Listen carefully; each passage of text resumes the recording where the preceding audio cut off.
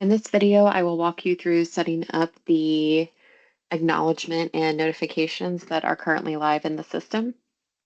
All of these preferences can be configured at a client-specific level. So first, to navigate to the screen that I am in, you would go to the Management tab and then select Clients.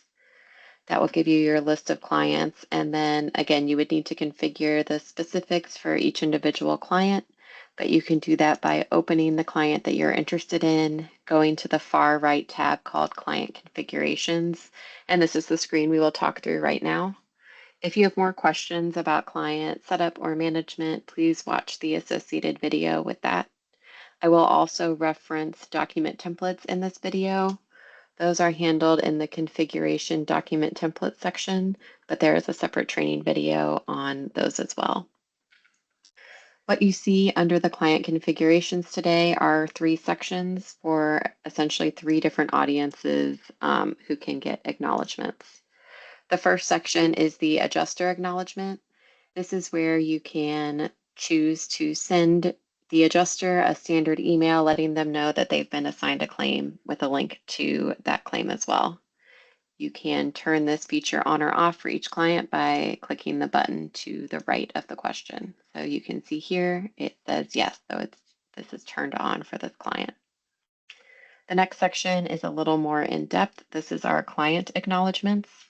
The first thing you see is the option to generate the client acknowledgement, which you can turn on or off. If this is turned on, when a claim is assigned for this client, in the claim document section, it will generate that client acknowledgement letter. It will do that client acknowledgement letter based on the template you select here. You can choose a specific template and customize it for each carrier, or you could create a standard template for multiple carriers and select it in multiple places. So it's your choice how customized you make these templates. And again, to customize these templates or for more detail on how to build those out, please watch the training around configuration and document templates. The next item in the client acknowledgement section is actually sending the acknowledgement out.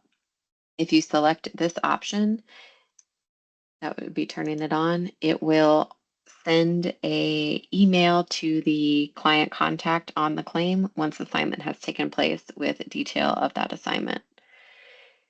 The last box here are any additional email addresses. The main use case for this is if you have a bulk email or it could be an individual email, but a standard email that you want notified on every claim assignment for that particular client.